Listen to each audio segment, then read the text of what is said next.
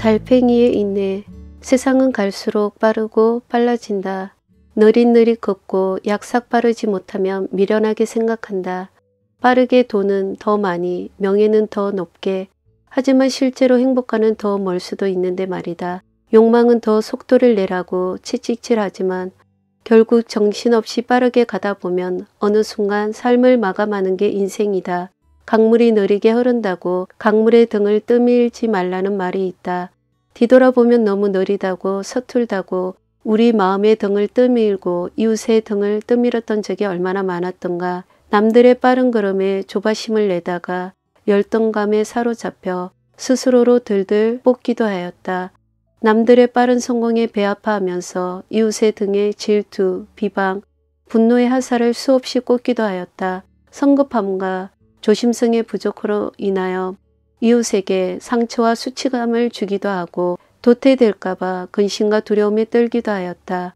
메마르고 황량한 광야길을 걸으며 순간순간 영혼의 촉각을 세우고 느릿느릿 가는 게 너무 싫고 답답하여 몸부림을 치기도 하였다. 그러나 삶의 속도가 우리 영혼을 성숙으로 이끄는 것은 아니다. 달팽이는 인내로 노아의 방주에 이르렀다는 스펄전 목사님의 말씀처럼 예수님을 알아가고 닮아가는 성숙의 여정에는 지름길이 따로 없고 꾸준함과 끈기와 인내가 필요하다. 단거리 경주자가 아닌 마라톤 경주자이다. 달팽이는 서툴고 느리지만 꾸준하고 성실하다. 결코 포기하는 법이 없다. 비록 느리지만 결코 뒤로 가지는 않는다. 달팽이의 머리에는 늘었다 줄었다 하는 뿔처럼 생긴 한 쌍의 촉각이 있는데 이는 명암을 판별하는 눈이다. 비록 느리더라도 달팽이처럼 영혼의 촉각을 세워서 순간순간 양심의 눈을 밝히고 빛과 어둠을 분별하며 살얼음 걷듯이 조심스럽게 강야 여정을 가야 하리라. 하지만 요즘 난 이를 참 불편해하고 있다. 집채만한 등짐을 진 달팽이의 고단하고 불편한 삶이 점점 싫어진다. 마음고생하지 않고 편안하게 살고 싶은 어줍지 않은 충동에 영성생활에 금이 가고 있다.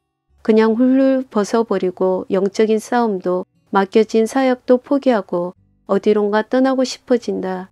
약삭빠른 미꾸라지 한 마리가 마음을 이리저리 휘젓고 다니며 흙탕물을 일으키고 있다.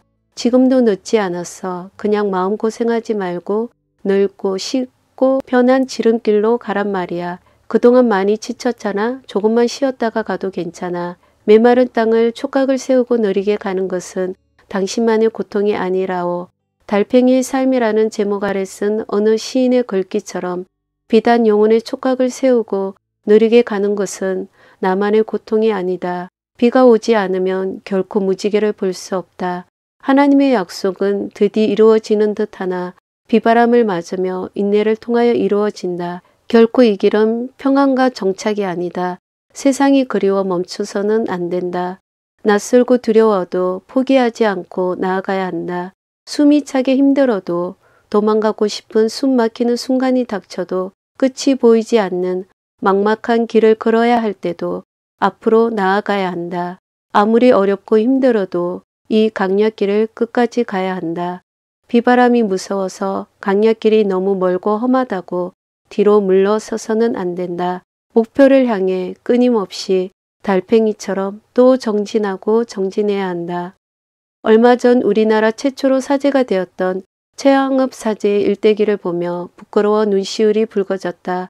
소천할 때까지 약 12년간 매년 7,000리 이상을 걸어다니며 복음을 전하였다. 1860년에는 경신박해로 숨어 지내야만 했지만 이때도 밤마다 성도들을 찾아다녔다. 저의 가날 성도들은 깎아지른 듯이 높은 산들로 인해 다른 사람들이 도저히 건접할 수 없는 깊은 골짜기마다 조금씩 흩어져 살고 있습니다. 사흘이나 나흘씩 길을 쓰고 울퉁불퉁한 길을 걸어가 봐야 고작 40명이나 50명쯤 되는 신자들을 만날 뿐입니다.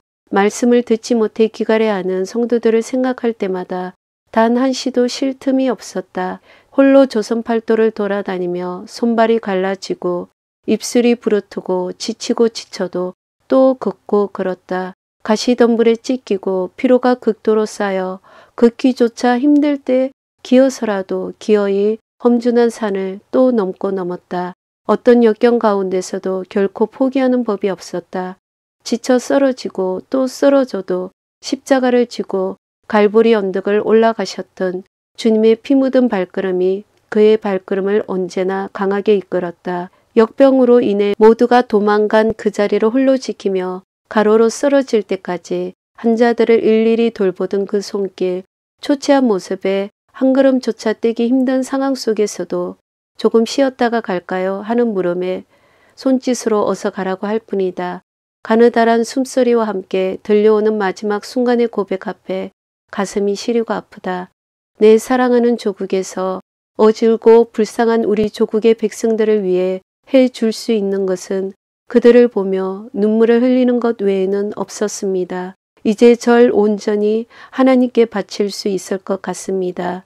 하나님께서 부르실 때까지 전 지금처럼 쉼 없이 걸어가면 되는 것입니다. 주님 안에서 천천히 하나님의 뜻을 이루리라는 의미로 천천히 할서와 자신의 모난 성격을 평평하게 해달라고 평을 넣어 이름을 새롭게 지었던 서서평 선교사. 그녀의 기도문이 새삼 더 깊이 와 닿는다.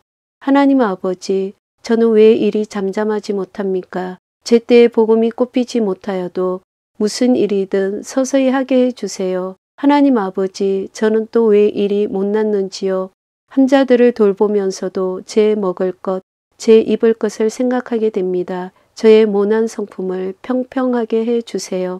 120년간 숱한 모욕과 비방과 멸시 속에서 방주를 지었던 인내의 노장노아, 빠르게 높이 오를 수 있는 세계의 강국 이집터 왕자의 자리를 포기하고 미디안 강야에서 천하고 천한 목동으로 40년간 인고의 세월을 보냈던 모세, 사마리아 사람들의 방해에 불이라도 내려서 저들을 다 멸하라고 했던 제자들의 성급함과는 달리 험난하고 먼 길을 돌아가셨던 예수님, 우쭐거리며 얼마나 높이 올라갔는지 자랑할 때가 아니다. 지금껏 달려왔나라고 이리저리 기웃거릴 때가 아니다.